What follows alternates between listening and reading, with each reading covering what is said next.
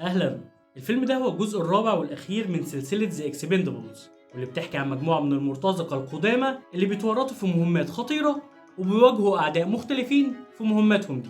الفيلم بيضم نجوم كتير من عالم الاكشن زي جيسون ستاثام وسيلفستر ستالون وغيرهم كتير، وبيضموا برضه نجوم جداد زي المغني 50 سنت وميجان فوكس واندي جارسيا، واللي كانوا موجودين بس عشان الفيلم يتباع ويجروا بيهم رجل المشاهدين للفيلم مش اكتر. لكن تمثيل بقى واداءات فانت بقى بتحلم. وانا في المراجعه دي هتكلم بحريه حرق لبعض الاحداث، لان الفيلم ما يستاهلش ان اكون متحفظ او اني ما احرقش عليك حدث ما. كبيش؟ فيلا بينا بقى على القصه.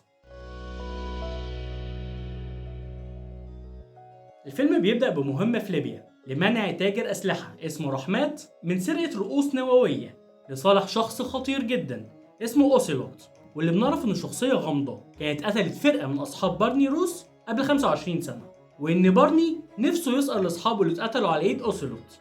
وبتبدأ مهمتهم بالفعل في ليبيا، لكن بيكون رحمات سابقهم بخطوة، وده بيخلي المهمة بتفشل وبارني بيموت. وهنعرف في نهاية الفيلم ليه رحمات كان دايما سابقهم بخطوة ومين هو أوسيلوت الغامض ده. المهم ان بعد وفاة بارني بيطرد لي كريسماس من الفرقة عشان حاول ينقذ بارني وما نفذش الأوامر واهتم بمهمته بدل من إنقاذ بارني. وبتتعين ميجان فوكس لقيادة الفريق بعد بارني، والمهمة التانية بتكون اعتراض سفينة متجهة من تايلاند لروسيا عشان يكشفوا شخصية أوسيلوت ويرجعوا الرؤوس النووية قبل ما يكون سبب في حرب عالمية تالتة. وفي نفس الوقت بنشوف ان ليه كريسماس بيلحقهم بصحبة جيشة واللي قام بدوره توني جا، واللي كان عضو سابق في فرقة المحاربين بتاعة بارني. فهل هيقدروا ينجحوا في مهمتهم ويسقروا لبارني ولا لا؟ ده بقى اللي هتشوفوه في الفيلم. وهنا بقى وقت ان نتكلم عن الحبكة. الحبكة. حبكة فيلم ذا اكسبندبلز 4 لا مقنعة ولا مشوقة. الفيلم بيحاول يجمع بين عناصر مختلفة زي الأكشن والدراما والكوميديا، لكن في وجهة نظري ما بينجحش في ولا واحدة فيهم. معظم أفكار الفيلم متكررة ومبالغ فيها وفي قمة الكليشيه، زي إن بارني روس بيموتوه في أول الفيلم ويرجعوه في آخره بشكل مش مبلوع نهائيا، أو إن الفرقة لازم كل مرة يطلع لها أعداء قدامى. يا عم كفاية بقى، ده معظم الممثلين تحسهم ماضيين على نفسهم كمبيالات فبيمثلوا في الفيلم تخليص حق مش أكتر. إيه ده؟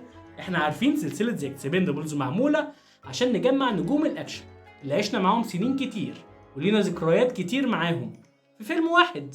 فانت بقى تتفرج وتستعيد ذكرياتك معاهم وتبقى مبسوط بالتجميعة دي، لكن انك تجمعهم وما تدهمش اي فرصة عشان يبرزوا مواهبهم او انهم يقدموا اي شيء جديد من اكشن او دراما او حبكة عدلة حتى، فده هيخلي اي حد يتفرج مش هيقول عليه فيلم حلو، واللي هيتقال ان ده كان كلام فاضي. وهنا فلازم اتكلم عن الاخراج والتصوير واستخدام السي جي اي الجميل في الفيلم ده. الاخراج كان لسكوت وو، واللي ما اقدرش اقول انه مخرج سيء، بس هو مش مبدع ولا متميز ولا قدر يوريني حاجه مختلفه من خلال اسلوبه في الاخراج للفيلم ده اخراج روتيني جدا ما فيهوش اي ابداع.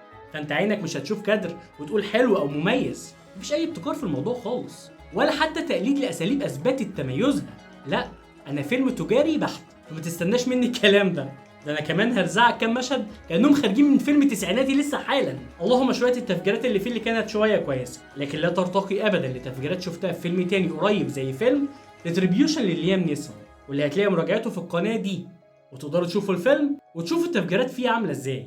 انت هتحس نفسك جوه مشهد الانفجار، ده غير انك بتشوف تفاصيل مهمه زي الشظايا وهي بتتطاير وتخترق اي شيء حواليها. لكن خلونا نرجع لفيلم النهارده ونقول ببساطه انه فيلم مهتمش لا بالتفاصيل ولا بالواقعيه في احداثه، وبيعتمد على سي جي اي في كل حاجه تقريبا، وكان سي جي اي اغلبه وحش وعره. الفيلم ده مش فيلم اكشن حقيقي ممكن تقف عنده ويعجبك، ده فيلم من افلام البوب كورن وبس، لان هدفه انه يديك جرعه من الاكشن والاثاره والضحك، لكن ما قدرش يعمل ولا واحده فيهم بشكل كويس. الاكشن في الفيلم مش مظبوط ولا مختلف عن افلام تانية كتير، والاثاره طبعا مش محسوسه عشان القصه ضعيفه وغير منطقيه، والضحك مفتعل وكتير بنلجأ للنكت الجنسية عشان نضحك، وده استرخاص. وحتة ان هم يرجعوا سيلفستر ستالوني في نهاية الفيلم اتعاملت بشكل سخيف جدا، حاجة ياعة خالص على رأي توتو. ورأيي النهائي ان الفيلم ده مش هتستمتع بيه الا لو كنت من عشاق سلسلة ذا اكسبندبلز، واللي انا شك ان ليها عشاق يعني، او لو كنت عايز تشوف نجوم الاكشن بتوع زمان في فيلم تاني. غير كده فمفيش حاجة تستحق في الفيلم ده انك تشوفها او تستناها.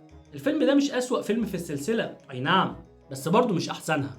ده اخره تتفرج عليه في البيت او على النت وانت بتاكل كده وعاوز حاجة تضيع فيها وقت، بس مش لدرجة انك تروحوا وتشوفه في السينما. وتقييم الفيلم اكسبندبلز 4 هو 4/10. وسؤالي ليكم، ايه هو احسن جزء من وجهة نظركم في سلسلة زي اكسبندبلز؟ يا ريت تكتبوا ردكم في الكومنتات. لايك وسبسكرايب بقى عشان ده فعلا بيساعد اننا نكمل. وبس كده، سلام.